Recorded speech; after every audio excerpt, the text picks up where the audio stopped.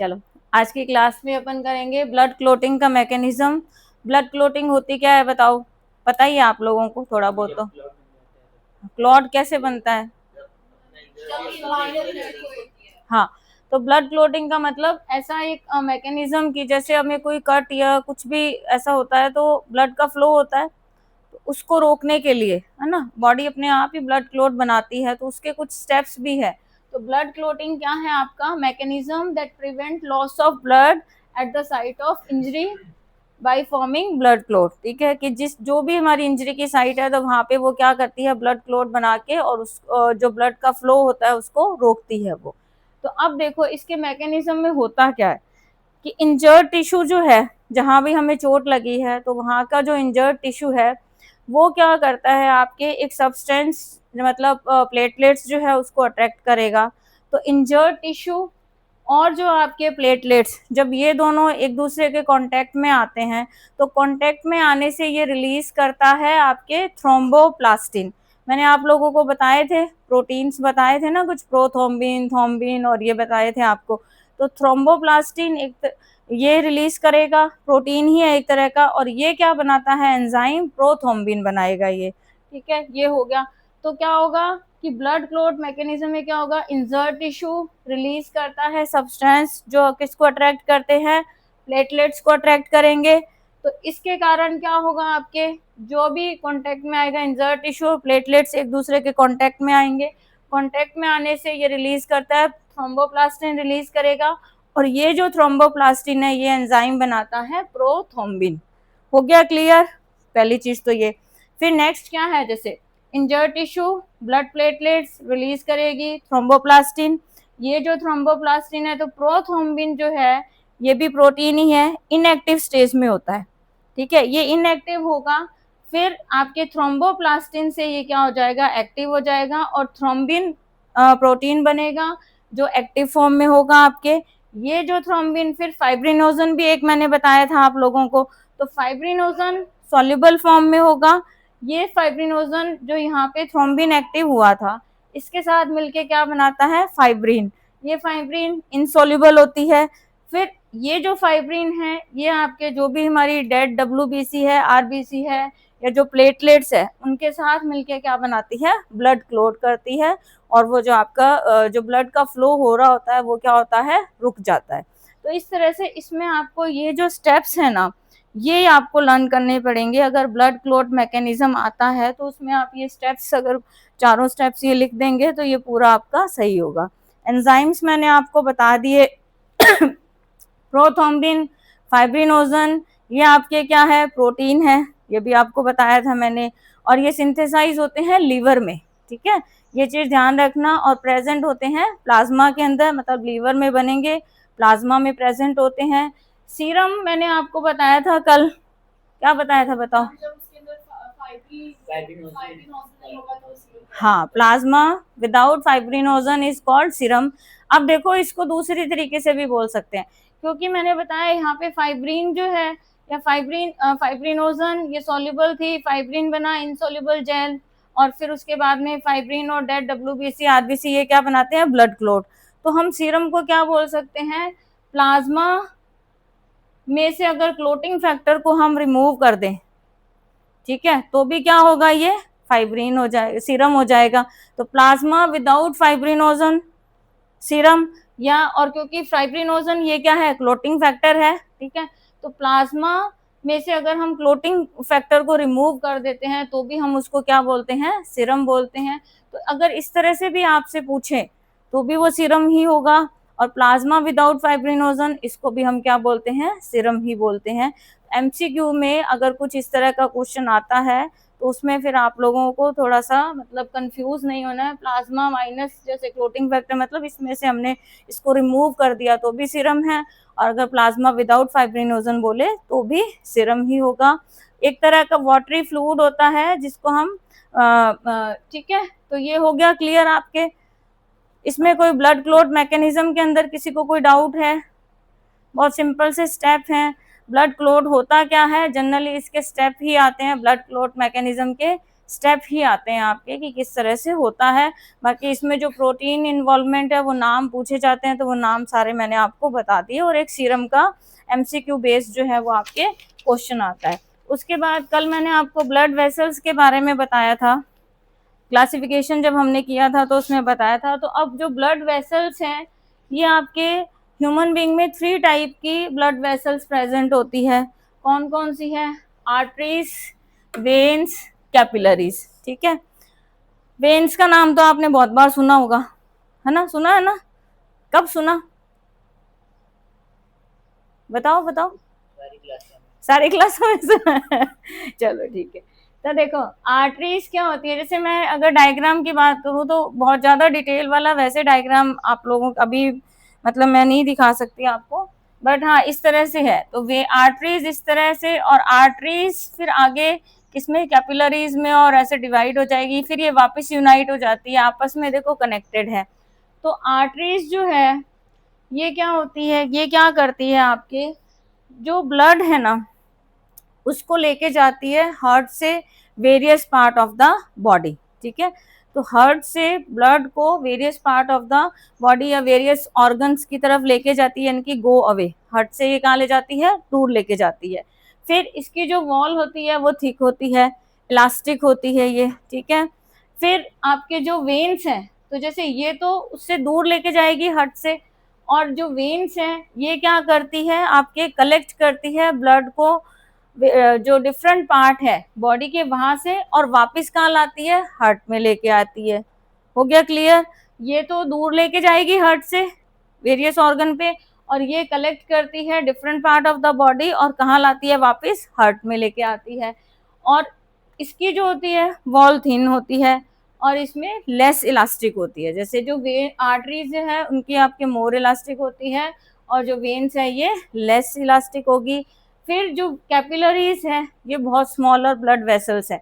जैसे ये देखो आगे जाके ये डिवाइड हो रही है ना इस तरह से, तो ये डिवाइड हो जाती है और ज्यादा। जैसे ये थोड़ी सी थिन होगी वैसे देखें साइज में, और ये और ज्यादा थिक, मतलब ये थिक होगी और ये और ज्यादा थिन होती रहती है, डिवाइड होती रहती है, वापस फिर यूनाइट हो जाती है इधर। ठीक है, तो इसमें क्या होता है, ये ब्लड वेसल 1 सेल थिक, मतलब एक सेल की जितनी थिकनेस होती है उतनी ही उसकी होती है।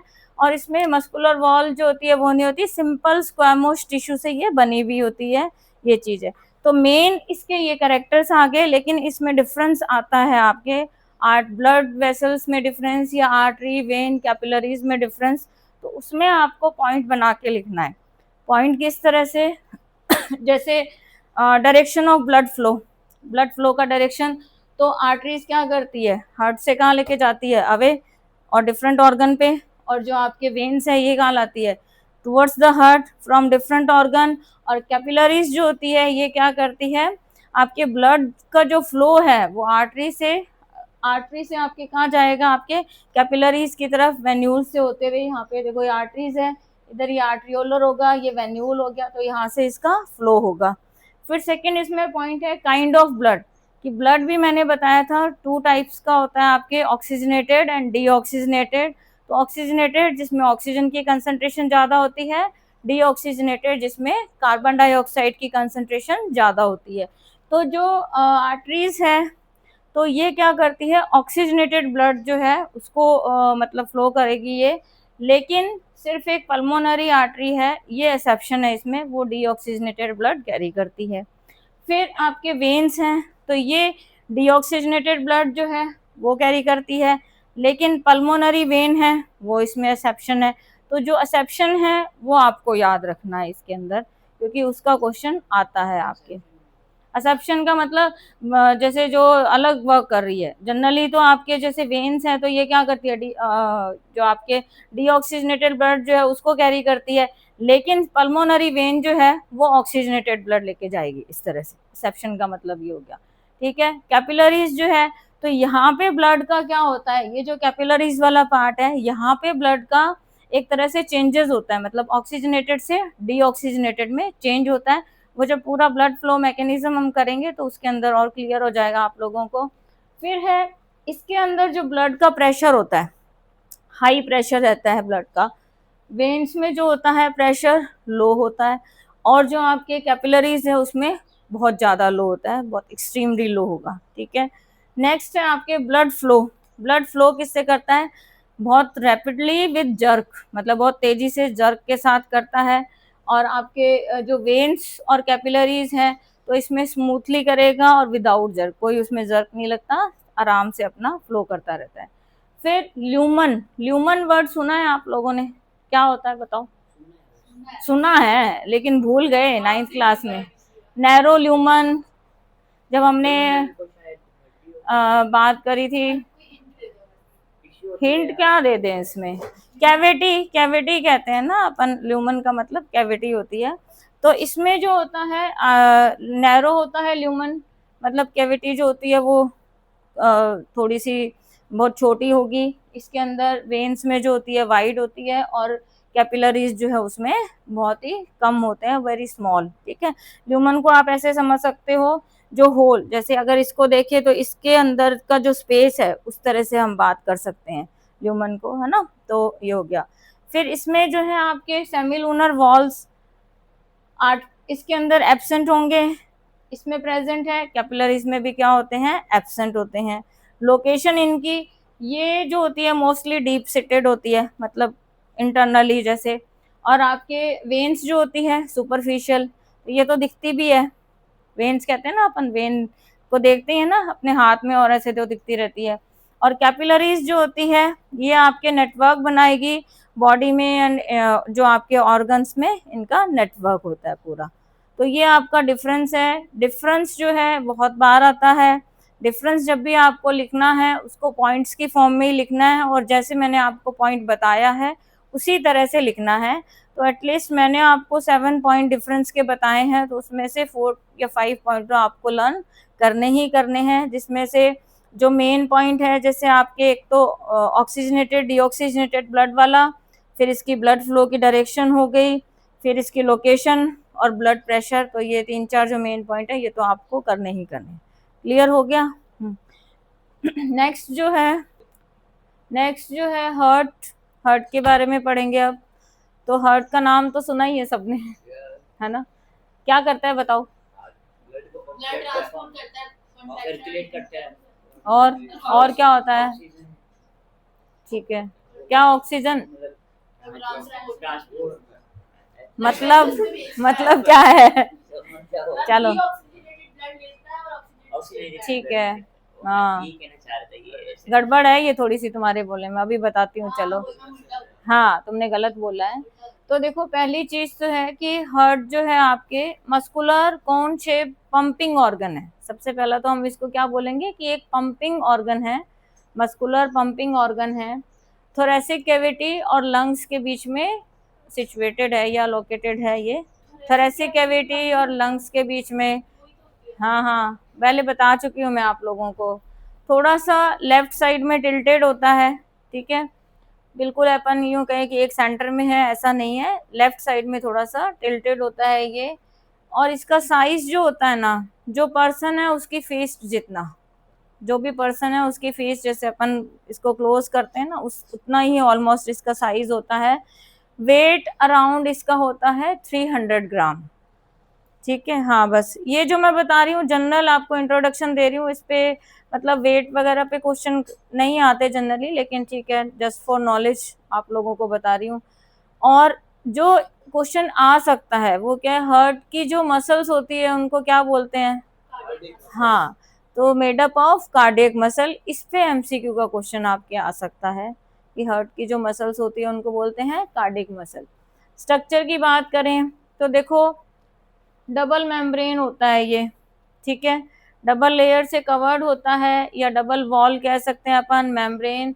तो इसको हम बोलते हैं पेरिकार्डियम, मतलब जो दो मेम्ब्रेन है ना, तो डबल मेम्ब्रेन है तो उनके बीच में स्पेस होगा ही होगा, तो उसको हम बोलते हैं पेरिकार्डियम स्पेस, ठीक है। तो दो मेम्ब्रेन के बीच का जो स्पेस होता है उसको हम बोलते हैं पेरिकार्डियम स्पेस। और ये जो स्पेस है इनके बीच में एक फ्लूइड फिल्ड होता है, इसको बोलते हैं पेरिकार्डियल फ्लूइड बोलते हैं इसको।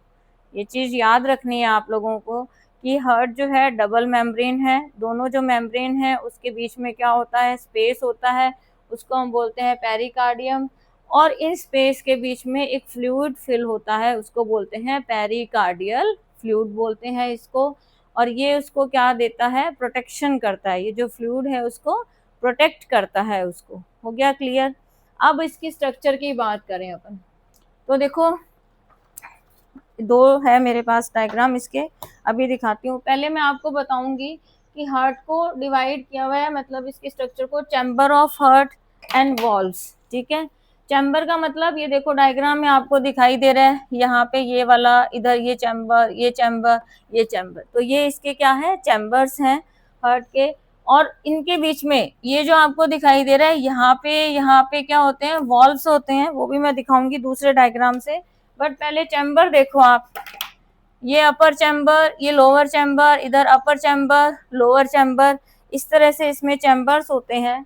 तो हार्ट के जो चैम्बर हैं इसमें क्या होते हैं, दो पार्ट में इनको डिवाइड किया हुआ है। एक तो है द एट्रिया या ऑरिकल बोलते हैं इसको, और दूसरा है द वेंट्रिकल। तो जो एट्रिया है या ऑरिकल है, ये कलेक्टिंग चैम्बर है, मतलब ये क्या है, यहाँ पे एरो आ रहा है ना, ये देखो एरो से, तो यहाँ से ये कलेक्ट कर रहा है, इधर से ये भी क्या है, कलेक्ट कर रहा है। तो जो दो अपर चैम्बर है, ठीक है, ये हो गए कलेक्टिंग चैम्बर। तो right atria and left atria, तो ये राइट एट्रिया, लेफ्ट एट्रिया, और ये दोनों क्या कर रहे हैं, यहाँ पे देखो आपको ब्लू कलर के एरो, यहाँ रेड कलर के, तो ब्लू और रेड का मैंने आपको बता रखा है, ऑक्सीजनेटेड, डीऑक्सीजनेटेड, ऑक्सीजनेटेड। तो ये दोनों ही क्या कर रहे हैं, कलेक्टिंग करते हैं, कलेक्टिंग चैम्बर है। तो राइट एट्रिया, लेफ्ट एट्रिया दोनों सुपीरियर चैम्बर हैं, दोनों साइड के जो सुपीरियर चैम्बर हो गए राइट एंड लेफ्ट साइड में, और ये दोनों सेपरेट होते हैं एक पार्टीशन से। तो इसको बोलते हैं इंटर एट्रियल सेप्टम। पार्टीशन का मतलब, सेप्टम का मतलब पार्टीशन, क्योंकि दोनों अलग अलग हैं। यहाँ पे वो इस जो सेप्टम है वो इसमें विजिबल नहीं होगा, बट दोनों क्या होते हैं, एक दूसरे से सेपरेट होते हैं। तो दोनों जिस सेपरेट होते हैं ना, जिससे उसको हम बोलते हैं इंटर आर्टियल, इंटर एट्रियल, यानी कि आर्टरी, दोनों एट्रीज को क्या करने वाला, सेपरेट करने वाला सेप्टम जो हो गया। तो इनका फंक्शन क्या है, इन दोनों चैम्बर का क्या फंक्शन है, ब्लड को ये क्या करते हैं, रिसीव करते हैं, ऑक्सीजनेटेड, डीऑक्सीजनेटेड जो भी है, तो उसको ये रिसीव करेंगे। कौन सा ऑक्सीजनेटेड करेगा, कौन सा डीऑक्सीजनेटेड करेगा, वो मैं इसकी वर्किंग में बताऊंगी। बट पहले आप ये समझो कि इनका फंक्शन क्या है, चैम्बर क्या है। स्ट्रक्चर के अकॉर्डिंग तो दो अपर चैम्बर हैं, कलेक्टिंग चैम्बर हो गए दोनों, और ये दोनों सेपरेट होते हैं इंटर एट्रियल सेप्टम से। और दोनों, इनका फंक्शन क्या है कि ब्लड रिसीव करते हैं फ्रॉम मेन वेन से, ये रिसीव करेंगे ब्लड को। हो गया क्लियर। उसके बाद में आता है डिस्ट्रीब्यूटिंग चैम्बर, तो वो है, वो दो इंटीरियर वो आपके हो गए। उसमें कौन सा हो जाएगा आपके, राइट वेंट्रिकल, लेफ्ट वेंट्रिकल। ठीक है, तो जो रिसीव कर रहे हैं वो तो है एट्रिया, जो डिस्ट्रीब्यूट कर रहे हैं वो है वेंट्रिकल। तो ये हो गए राइट वेंट्रिकल, लेफ्ट वेंट्रिकल। तो ये भी सेपरेट होते हैं आपके सेप्टम से।